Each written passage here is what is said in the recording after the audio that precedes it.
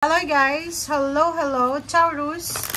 Welcome dito sa aking channel, Taurus. Alamin natin kung anong messages, vibration, gabay energy para sa lahat ng Taurus. Ito ay general reading, pwede kang makaresonate. Gamitin mo ang iyong intuition sa panonood, Taurus. I hope na makuha mo yung energy na to kasi napaka-importante, Taurus, ng energy na to. Kasi pwedeng makatulong to sa'yo or pwedeng makatulong to sa mga taong mahal mo sa buhay or connected sa'yo. Okay, Taurus.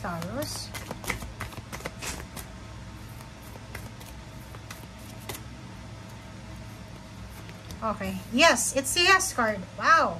So, this week, may message sa'yo ang yung guardian angel. So, kung ano man tong hinihintay mo, kung ano man tong answers, or pwedeng minamanifest mo, ano ba yung hinihintay mo? Confirmation or anything, messages. Nakikita ko it's a yes card siya. So, this week, expect mo na isang hinahangad mo sa buhay from Ganesh na posibleng mangyayari. Okay? May mangyayari, you are guided, you are protected, you are being watched. May mga group of team ka ng mga spiritual helpers na tinutulungan ka, Taurus, para mabuo yung pangarap mo. Okay? So, it's a yes card. Like example, nag-a-apply ka ng trabaho. Pwedeng sa linggong ito na yung start mo ng pagtatrabaho. Or pwedeng pagbubuntis, relocation, travel, promotion, or kung ano man yan, Taurus, na hinihintay mo. Okay? It's a yes. It's a yes. Yun. Yes na yes. Okay? Taurus.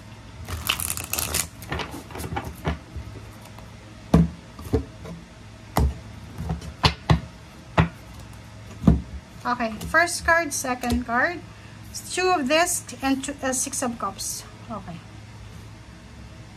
Okay guys, so nakikita natin dito na mayroong mga Taurus na nakaranas kayo ng magandang buhay sa past nyo. Like for example, 6 years ago, or 6, 7, 8 years ago, maganda yung takbo ng finances mo. Yung balance, hindi ka masyadong nahihirapan na i-balance ito. But mga 2 years ago, 3 years ago, or 4 years ago, hindi naging maganda. 'Di ba? Yung parang from maganda yung takbo ng buhay mo, hanggang sa nalugi ka, nawalan ka ng trabaho, na-layoff ka, na-terminate ka, or anything na naging rason para hindi ka maging masaya sa finances mo. But, this week, nakikita ko siya dito na ibabalik sa'yo ng ating universe, ng ating Panginoon, yung financial success na bigay niya few years ago, maybe 8 years ago. 'Di ba? So, nakikita ko sa'yo dito, pwedeng na umasenso ka, dati, nalugi, tapos ngayon, paasenso ka na naman. So, ang ganda. It's a yes Parang sinasabi sa'yo na you are guided. You are, parang it's a karmic justice. Parang ito na yung karma mo sa nakaraan. So, ibabalik sa'yo, you're empowered again. Ibabalik sa'yo kung ano yung nawala sa'yo, ninakaw sa'yo, pinagkait sa'yo, parang ganon. And nakikita ko na meron kang parang marirealize sa linggong ito na parang yung mga pain and heartaches mo, yung sama ng loob, yung grudges, yung resentment, ay posibleng matapos na siya. May endings na, may closure niya. So, nakikita ko na you are satisfied, you are happy, you are achieve, parang ganon, achieve, satisfied. Kasi parang yung pinagdaanan mong mga pain and heartaches ay worth it para dito sa success na makukuha mo. Okay?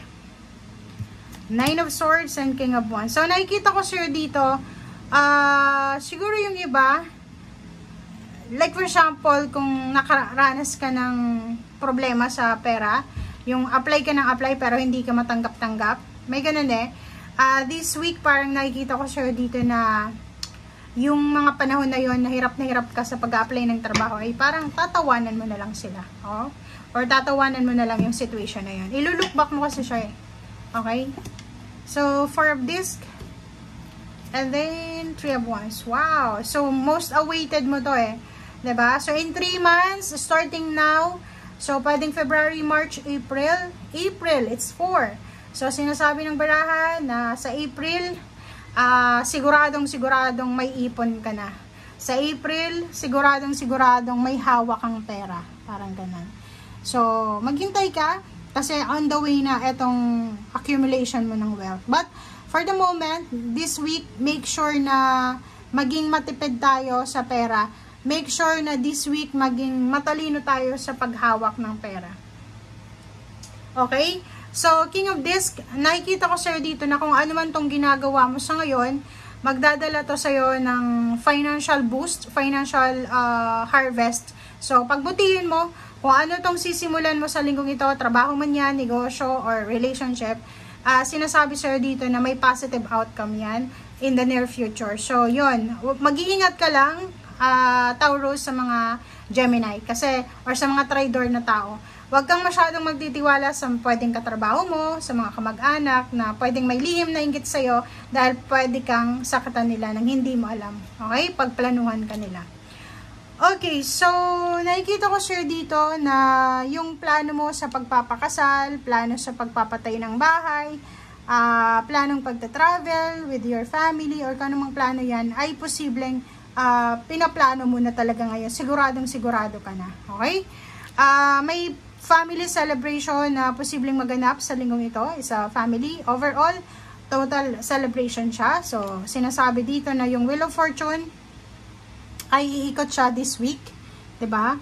So, yung Wheel of Fortune na to is minsan sa ibabaw ka, minsan sa ilalim. Kasi, pero may mga tao talagang nasa ibabaw talaga sila. Hindi sila umiilalim, parang ganun. So, nakikita ko sir dito na isang change, isang karma, isang good fortune, good luck ang posibleng mangyari sa iyo sa linggong ito na pwedeng magdala sa iyo ng celebration and then sa family. May homecoming, may family celebration, company celebration, promotion, salary increase, or anything na rason para mag-celebrate. And 4 of Cups, nakikita natin dito yung hinihintay nyo. It's either may hinihintay kang kamag-anak na umuwi and pwedeng yun ang dahilan para mag-celebrate ang buong family. Okay? So yun, maraming nahang, maraming hindi natuloy, maraming hindi nagawa sa last year na to, 2024, ang posibleng matuloy ngayong 2025. Okay? So, nakikita ko sir dito na yung pinaka-focus sa linggong ito is all about family. Okay? Family celebration, family happiness, completion, achievements. Basta mayroong ma-achieve kayo, merong makukuha na parang achievement and satisfaction ang buong pamilya. Okay? May makukuha kayong, especially yung mother mo or yung babae sa pamilya nyo, posibleng magiging masaya siya sa kapatid na babae, kung may kapatid kang babae, magiging masaya siya sa result or outcome or sa yes energy na to na darating sa inyo. Okay? So, thank you guys for watching. Ito ay para sa lahat ng mga Taurus. Maraming salamat, Taurus. Bye!